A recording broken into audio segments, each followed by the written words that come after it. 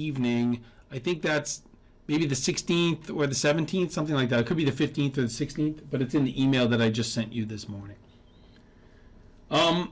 We just talked a little bit. I don't know if when you came in, but I did talk a little bit about sort of the flow chart generally of how you solve these closed system first law problems. But before we can really fill in all of that, we still need to be able to deal with the question, what's the fluid, right? And we're starting hopefully to get a handle of how to do that when the answer to what's the fluid is it's an ideal or it's water, right? Because then we know, is it liquid water, or is it a two-phase mixture, or is it a superheated vapor? But what happens if you're dealing with something like an internal combustion engine where the fluid is essentially air, right? Which we could maybe assume to be an ideal gas. So we're going to talk about that in class today. What do we do if the fluid is not water? Right, so this was kind of on that flow chart that I was drawing out, right? We know that after we make some assumptions, our first law becomes delta U is equal to Q minus W. We find the work as the integral of PdV. And then we can find delta U as mass times the change in the specific internal energy, right? And we do that because the textbook won't know how much mass we have in our system, but if we divide how much energy we have by the mass, then we have an intensive property, and we can look that intensive property up on the various tables that are inside the back of the book. Right? So now, how do we find delta U? Right? This is going to be a big problem generally in thermodynamics, is how do we fix the states? Because we're going to be looking for things like specific internal energy, or later we'll also be looking for enthalpy, specific enthalpy, or specific entropy if we're dealing with the second law. So if it's two-phase, we're going to look for quality. Hopefully they tell us the quality, but they might not tell us the quality. They might tell us something like the specific volume, but then I can use the specific volume to find quality, and then I use quality to find the specific internal energy. We talked about last class how table A5 is dealing with subcooled liquids, but it can be sort of tedious because we don't really want to do this double interpolation stuff, right? Because it takes a long time, right? So maybe there's a faster way to do that. And we talked about two different strategies that involve assuming that the fluid is incompressible. And if so, we can say that delta U is approximately equal to CV times delta T. Or we can say that U of whatever temperature and pressure we have for that subcooled liquid is approximately equal to UF, the saturated liquid specific internal energy, at that same temperature. So the pressure doesn't matter very much. Specific internal energy for these incompressible liquids are strong functions of temperature, but weak functions of pressure. Right? But then we have this superheated vapor, right? And we know that if it's a superheated vapor table, those tables are more dense. There's more pressure tables in that superheated vapor table. But we might get to some points where we're talking about something like a gas. Now, you can take nitrogen, which is a gas, and you can compress it down and so find the vapor dome of something like nitrogen, but it takes an incredible amount of pressure. Right? And as you do that, you drop the temperature too, right? Liquid nitrogen is very cold. So are there some cases where we're up here in this quadrant far enough away from the vapor dome that maybe we don't need to use the tables that are in the back of the book?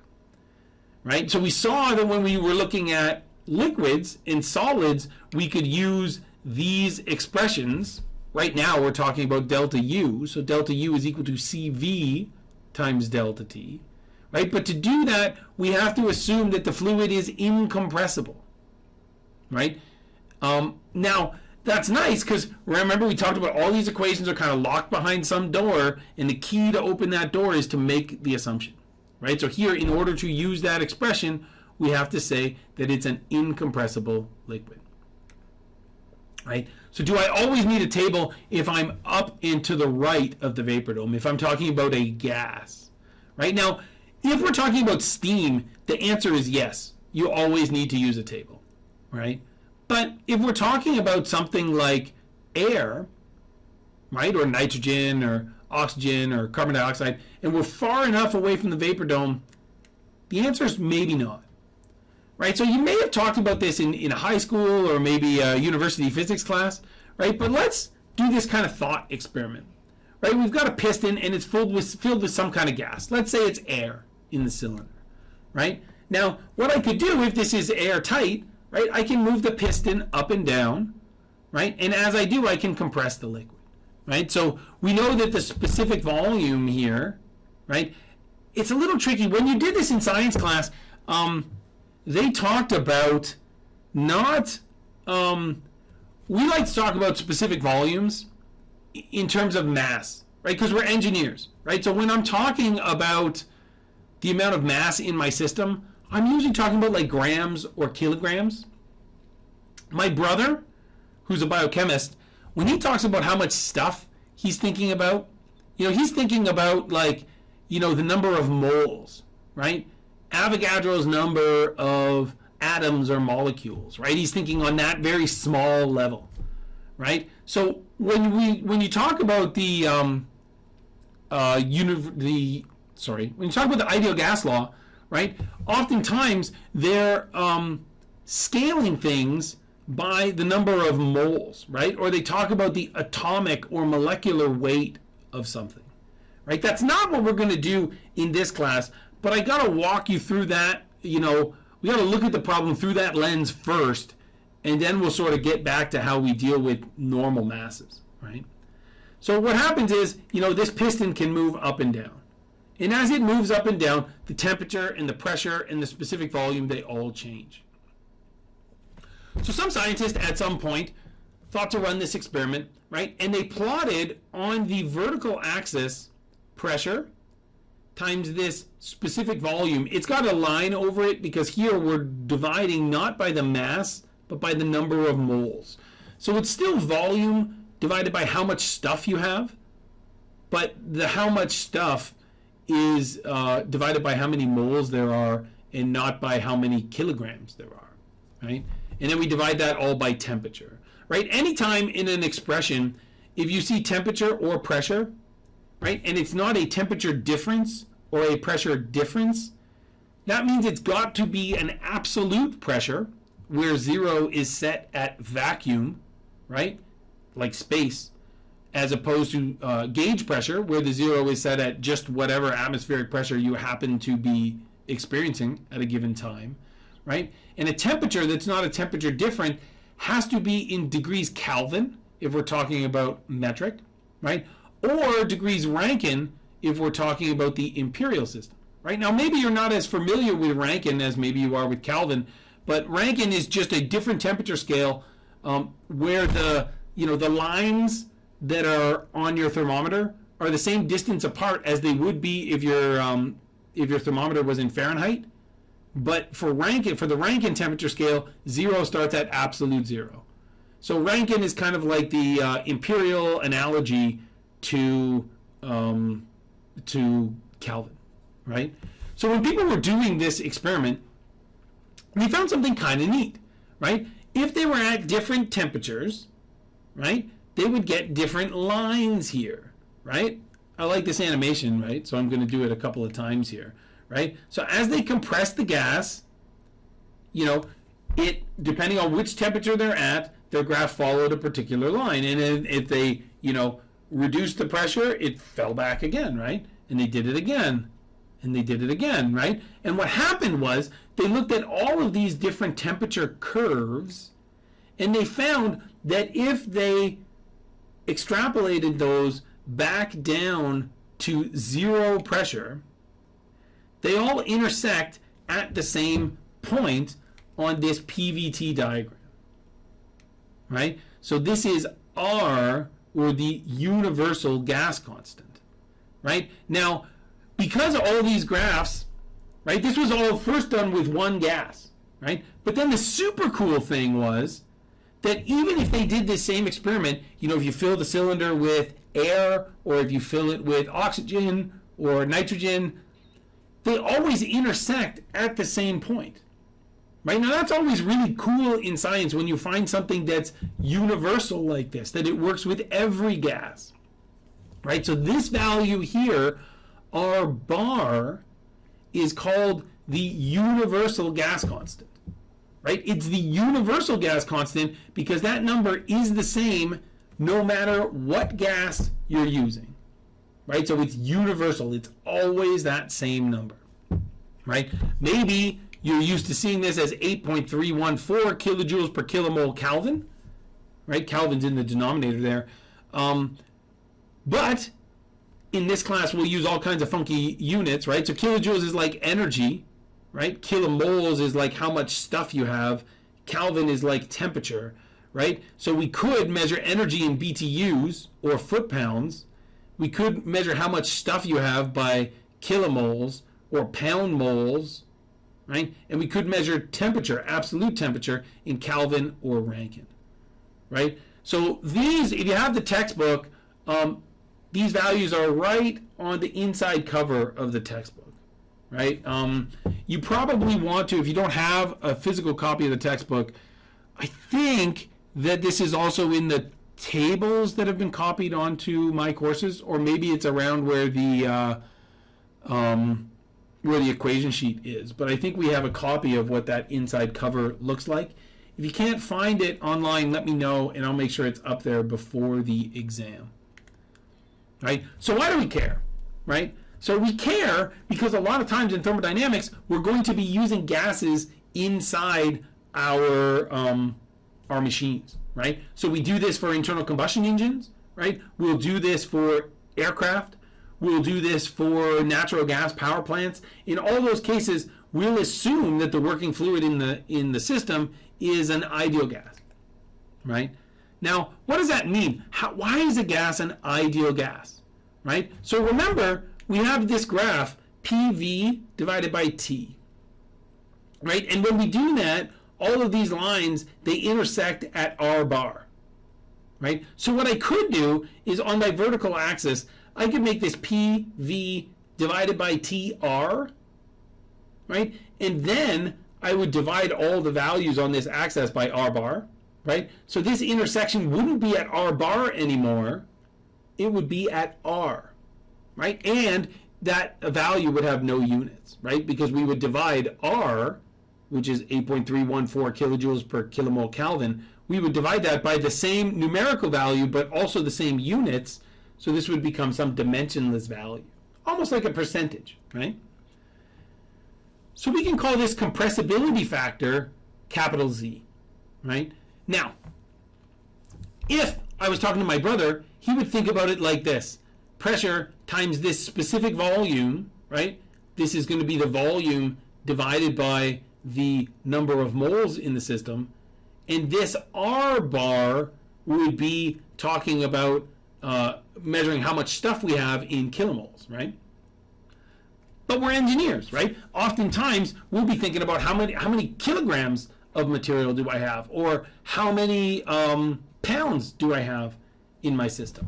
So what we can do is we can make a substitution, right? Now we gain something by doing this, and the thing that we gain is that we can start to use kilograms or pounds in this equation, right? Instead of moles. But we lose something too, right? The beauty of this R bar is that it's universal, right? But to get to R, our specific gas constant, we have to divide by the molar mass of the gas. So capital R is going to be R bar divided by the molar mass of the gas that we're talking about.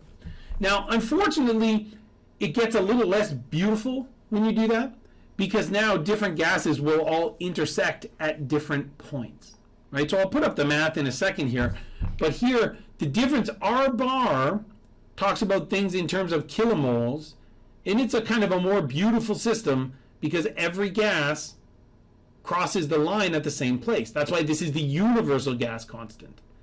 As engineers, we'll often use R for different gases, which takes R bar divided by the molar mass of the gas, but R is going to be different for every gas because different gases have different molar masses.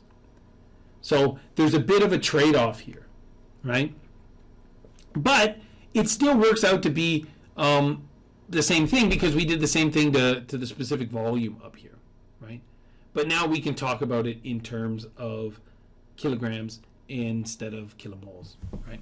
So what does this mean, right? So people looked at this, you can see the universality of this particular plot here, because all these different symbols are different gases, right? And what we do here is, if we can define this thing called TR and PR, then all of these different gases, they collapse on the same line, right? So first we have this thing called our compressibility factor, right? That's Z. We talked about this. This is PV over RT. Then we have, instead of, remember at first I said if we kept the temperature the same on all these graphs, right, then we intersected at the same line. But when we start to talk about different gases, we don't talk about the temperature anymore. Now we're going to talk about the temperature divided by that critical temperature, right? So this is the reduced temperature, right? And this is going to be the temperature divided by the critical temperature. Remember, the critical temperature is when you look at the vapor dome for a particular substance, the critical temperature is the temperature at the tip of the vapor dome. It's the last temperature where you can have multiple phase, where you can have liquid and vapor coexisting at the same equilibrium point. We also have this reduced pressure, right, which is going to be P divided by this critical pressure, which is that pressure at that point, right? So we now have these dimensionless parameters that we're using to describe this graph, right? Don't worry, we're never actually going to use this graph in this class, so we're trying to walk up to what an ideal gas means, right? That's kind of why we're having this conversation, right? So this graph is cool because it's got what we call similarity, where it doesn't matter when you use these dimensionless parameters, it doesn't matter what gas you're using, the behavior is the same, right? So this is always like, if you, I don't know if anybody's read A Brief History of Time by Stephen Hawking. It talks about trying to find this grand unified theory of physics, right? That happens when all the physics that we know about starts to collapse, right? And we get that when we have something like this in similarity, right? So that just means that we have some theory that describes all the gases, right? And that's pretty cool because that means we have a pretty good understanding of what's going on. Now, if we take the limit when this compressibility factor Z approaches 1, then what we have is PV over RT is equal to 1, right?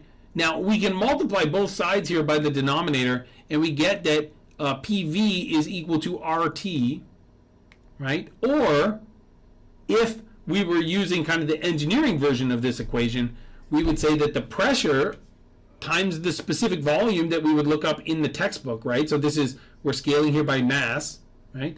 Is equal to the specific gas constant multiplied by the temperature. Right, so again, in high school, you may have been used to using this version of the equation. PV is equal to nRT, right? N is the number of moles, but V bar is going to be V divided by N, right? And R here is the universal gas constant. So we can write this equation down as pressure times specific volume is equal to the specific gas constant times the temperature, right? And this is our ideal gas law. Now, the most important thing practically for us here is that, or one of the most important things, is that when we do this and we're using pounds or we're using ounces or grams or kilograms, we're talking about mass and not the number of moles, right? So we have to use the specific gas constant, which is going to be different for every gas. And if you ever need to find it, you can look up the molar mass of the particular gas you're interested in, right? Take the universal gas constant and divide by the molar mass, and that will give you the specific gas constant. Right, so now this is cool because if we have an ideal gas and we know any two of P, V, or T, right, then we can fix the state because we know what the other one is if we've already assumed that it's an ideal gas. Right? So an ideal gas relationship is a way for us to fix the state. right? Because if we know two independent intensive properties, then we know the other one, right? Now, when do we have ideal gases? Right? Now, I've already said not when we have steam, right? But we have ideal gases, right? Remember, the key to getting that equation was that this compressibility factor, Z, was equal to 1, right? So when on this graph is Z equal to 1? And there's kind of two cases. The first case is if the pressure is much less than the critical pressure, right? Remember, pressure, what pressure does is it pushes these molecules closer together, right? So if we increase the pressure enough, we can change a gas to a liquid, right? That's what we do with liquid nitrogen, right? We compress the heck out of it, cool it down as well at the same time, right? And it turns from a gas into a liquid, right? We're pushing those molecules together so that they form bonds and become a liquid, right? So if the pressure is really low, much lower than the critical pressure, then what happens is we can get an ideal gas. You'll see all of these curves, as the pressure decreases, as the reduced pressure decreases, we get close to 1. If we had a graph that zoomed in over here, they would all equal 1, right? Now, the other thing that can happen that gives us 1, as you see here, as we increase this reduced temperature, right? Because remember, as we increase the temperature, these molecules, they start bouncing around. They get further and further away from each other, right? So as we increase the temperature, we also get further and further away from being a liquid, right? So if our temperature is much bigger than our critical temperature, it looks here like if it's maybe twice or more than twice the critical temperature, then we're probably pretty safe calling a gas an ideal gas. Because eventually, right, this line keeps flattening out, and eventually it's just going to be a straight line at 1. So, we've talked about the first law, right? And as we're working on the left-hand side of the first law, right, that delta E that becomes delta U after we make some assumptions, we got to ask ourselves, what's the fluid?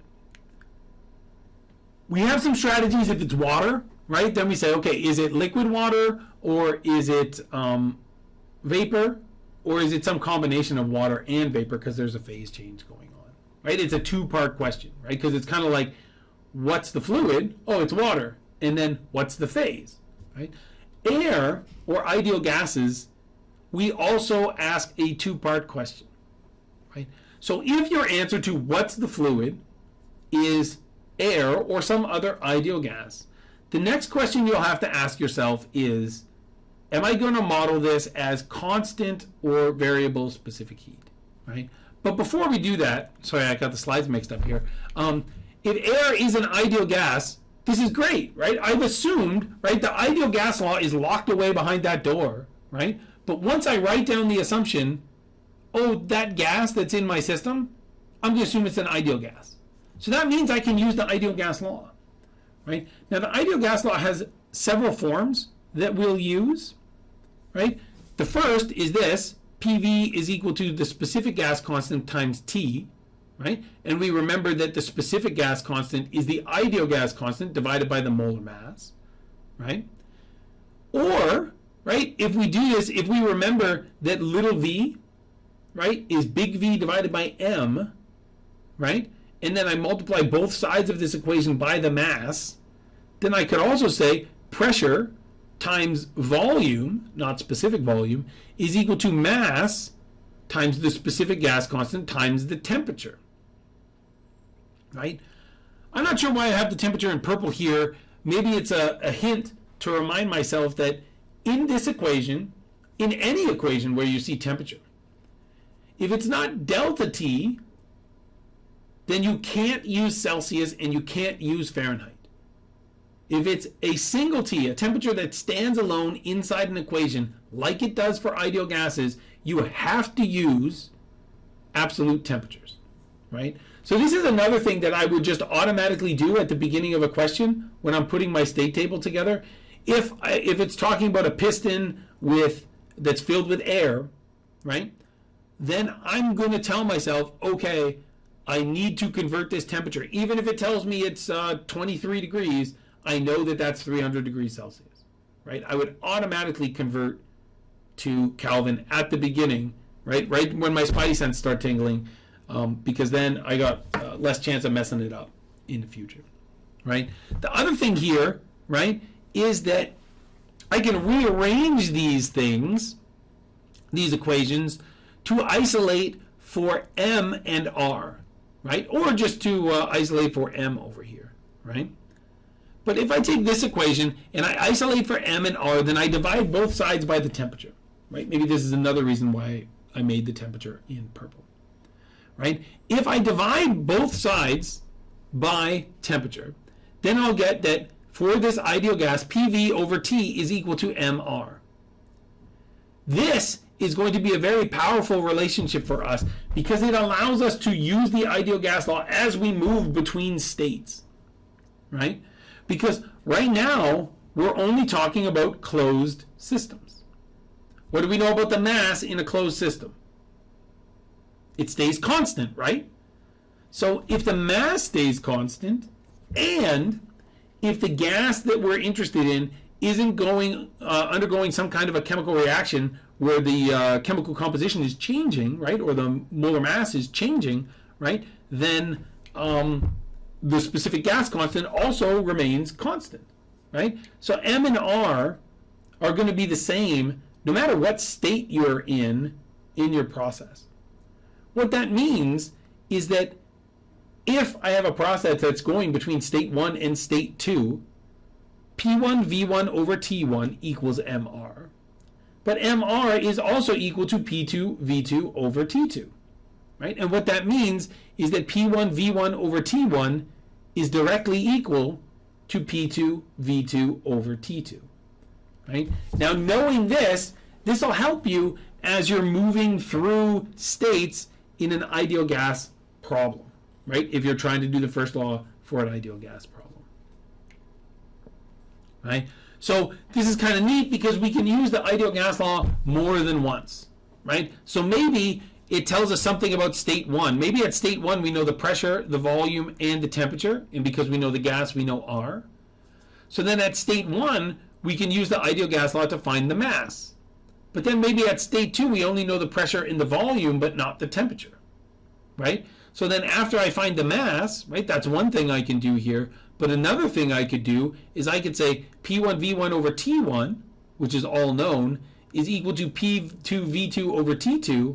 T2 is not known, but since it's an ideal gas, if I know two of those states, I automatically know the other one, right?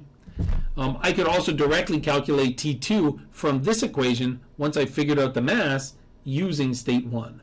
But I find this, which allows me to jump between states, is a little easier to use unit-wise.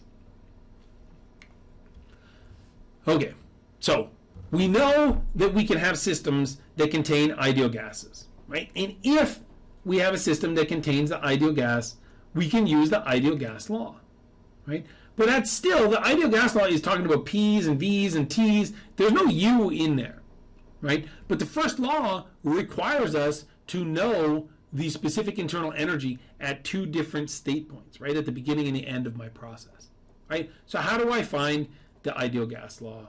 Or how do I use the fact that I'm assuming that this is an ideal gas to find that specific internal energy, right? And the thing is, we got to make another assumption, right? Well, or at least we got to choose whether or not to make another assumption, right? So you'll see this on an exam. I'll either tell you to do the problem as a constant specific heat problem or a variable specific heat problem, right? So if it's a variable specific heat problem, this is more accurate, right? This means that the change in specific internal energy in your equation for the first law is going to remain as delta little u. We're actually going to find the individual values of the specific internal energies. But the cool thing is, once we've invoked the fact that we're talking about an ideal gas, then we can see that if we know the temperature, we automatically know the specific internal energy because we have this relationship, this PVT relationship that we get from the ideal gas law. So if we're talking about air, right, which is a pretty common ideal gas that we'll use in problems, Then I'll look at table A22 or A22E if we're talking about an imperial unit problem, right? And let's say I know that the temperature is 300 degrees. If I know the temperature is 300 degrees, I just scoot over here and I find the specific internal energy. There's some stuff on this table that we don't really know about yet. We've talked a little bit about specific enthalpy, but we haven't used it. There's also this S superscript 0 and PR and VR.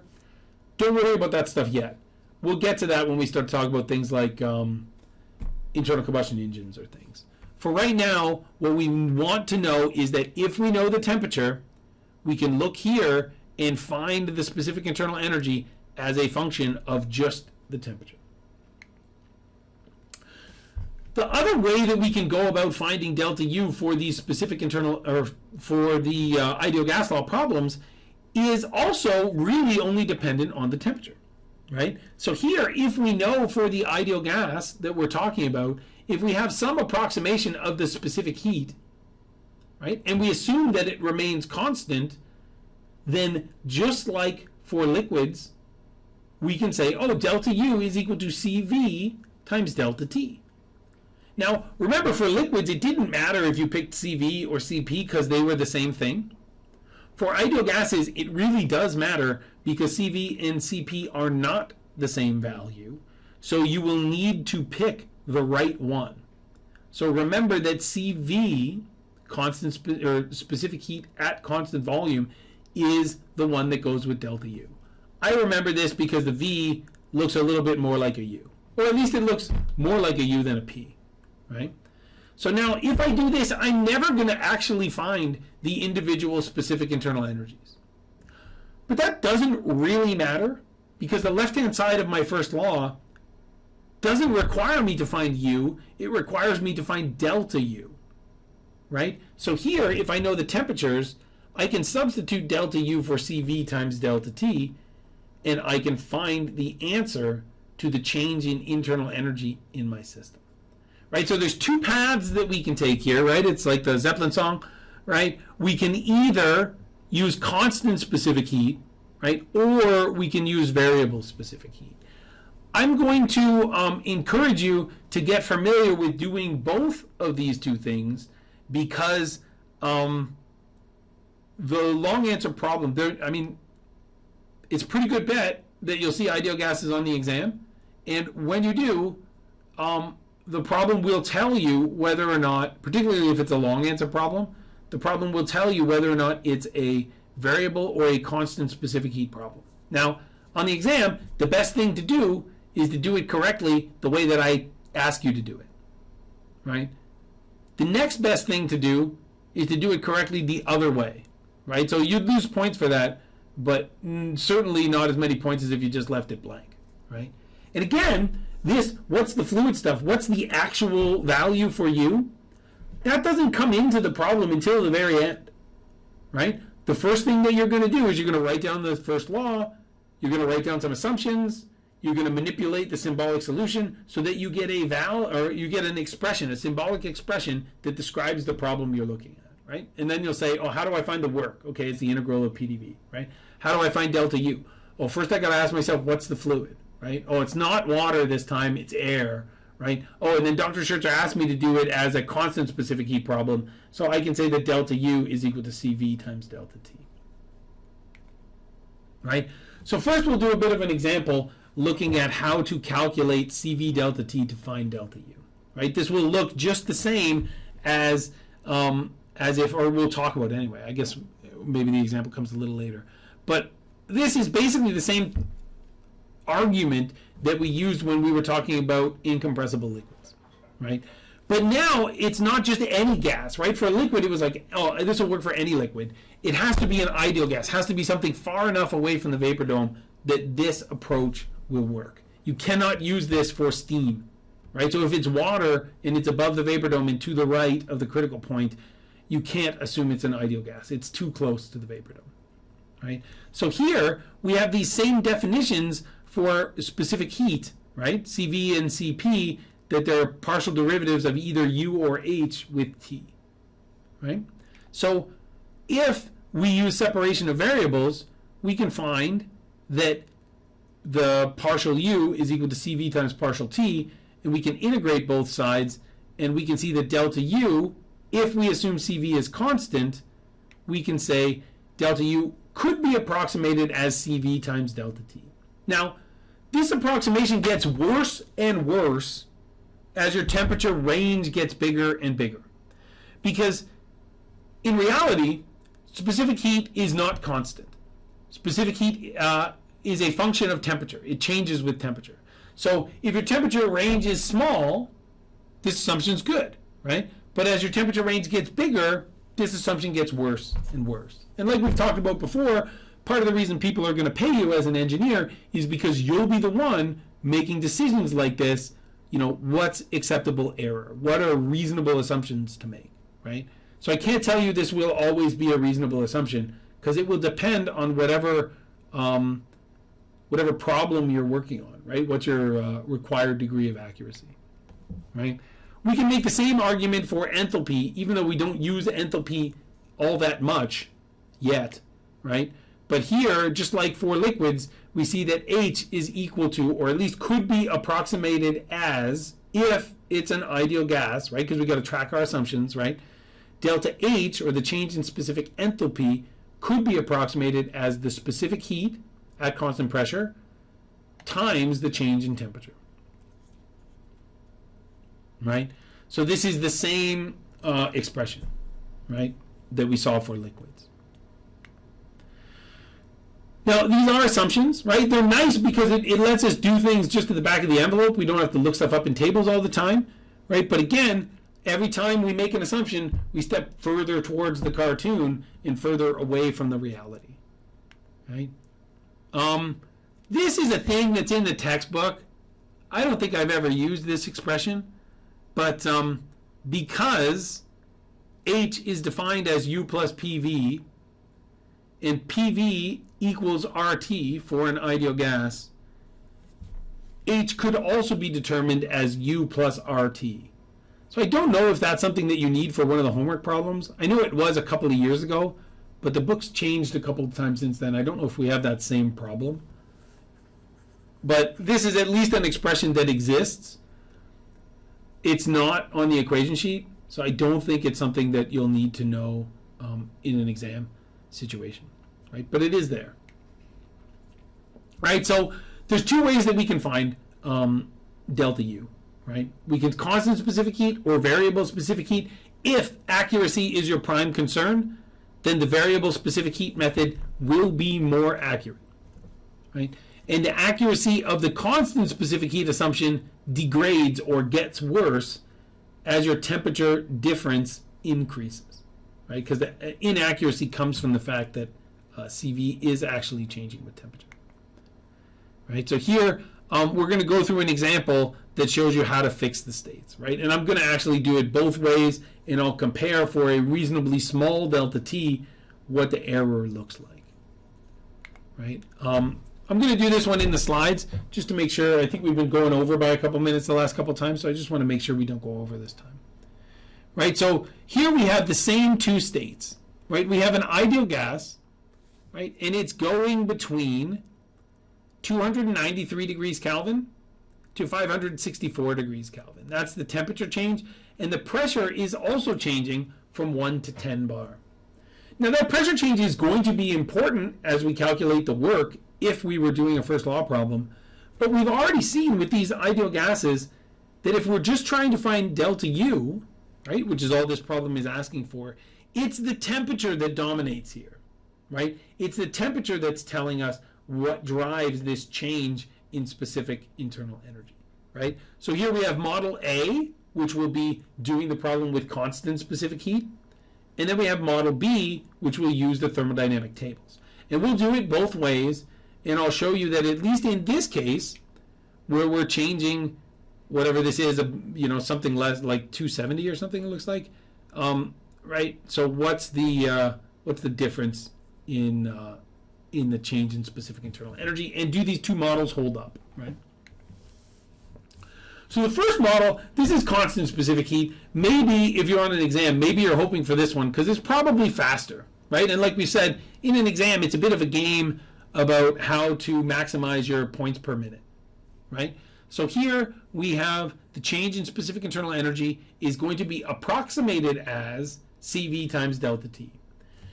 If you're doing an exam or a homework problem and you have an expression or an equation where you write down CP or CV, you have to write down as an assumption that you're assuming that CV or CP is constant, right? Otherwise, you'd still have to leave your integration sign here, and you'd have to integrate C di T, right, from T1 to T2, right? So you're going to be assuming that CV is constant here using the value that's given up here, right? So here we can do this pretty quickly. We were told that CV for this particular gas is 0.733 kilojoules per kilogram Kelvin, right? We want to find the change in the specific internal energy, so we'll just take CV times delta T. I'll check my units here, right? But here, because this is a delta T, it wouldn't have mattered if this was in Celsius, right? Because on that thermometer, right, I can have one side tell me the temperature in Kelvin and the other side tell me the temperature in Celsius. And the lines would be at different points, obviously, right? 0 in one case is absolute 0, and in the other case is the freezing point of water, right? But the distance between the lines on the left-hand side and the right-hand side of that Celsius and Kelvin thermometer, the distance between those lines is the same, right? So anytime you have a delta T in your equation, like we do here, Kelvin is okay, you won't get the wrong answer, but Celsius is okay as well, because you're just talking about the temperature difference. And that's okay as long as you're in the same unit system. Now, you obviously can't subtract Kelvin from Rankine, right? Because that's like subtracting Celsius from Fahrenheit. It'll just give you some nonsensical answer, right? So here I'll check my units, right? My Kelvins will cancel out, right? And I'll get an answer of 198.64 kilojoules per kilogram. Right? Now, this is good. I don't know at all if it's correct, right? But delta U, this is U2 minus U1, right? Because that's how the first law asks us to do this. I know that the temperature at state 2 is higher than the temperature at state 1. So I'm expecting there to be more energy in the system at state 2 than state 1, right? So U2 minus U1 should be some positive number, and it's a positive number. I also know that specific internal energy, when I'm dealing with a metric problem, the units that I'm looking for are kilojoules per kilogram, right? So it's the right sign and it's the right units. I don't know if it's the right answer, but I can't prove that it's wrong, right? And that's a good thing. Now, here in my state table, I can't actually write down values for U1 and U2 in this case, right?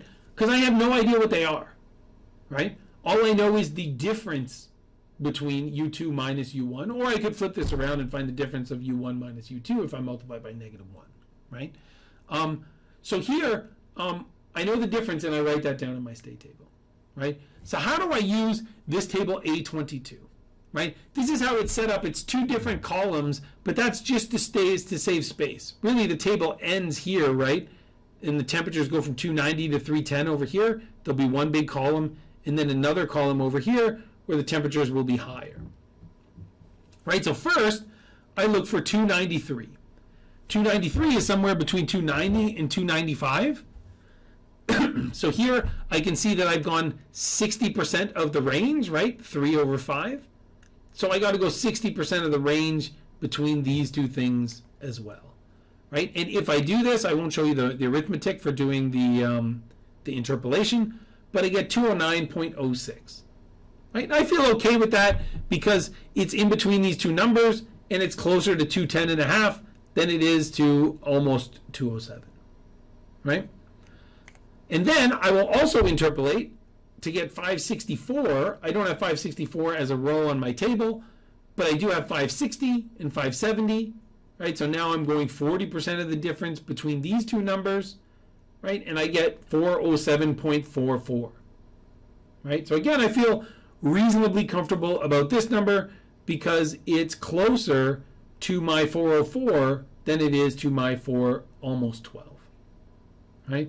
So now I got to get, so this step, it's definitely taken longer and we're not even done yet, right? So I had to do a bunch more arithmetic, right, to integrate or interpolate, in this case, in between these two things, right? Although if this was a test and you were short on time, 293 is about halfway in between here. So you could take the average here, just leave me a note and say, I didn't actually interpolate, I just took the number halfway in between. And 264 is also pretty close to halfway in between these two numbers. So again, I'd be okay on an exam if you just take the average, provided that you tell me what you're doing, right? Because on an exam, that's the whole thing, is you're trying to demonstrate your understanding. If you just do something, my default when I'm trying to grade you is like, did you show me that you knew how to do this thing, right? And if you just write down the answer, then you didn't demonstrate your understanding. You just wrote down a number. And maybe it's the wrong number and maybe it's the right number, but either way, I don't know if you walked the right path, right? So leave me little hints, right? Leave me notes, right? And in real life, remember that you're leaving those notes for yourself, right?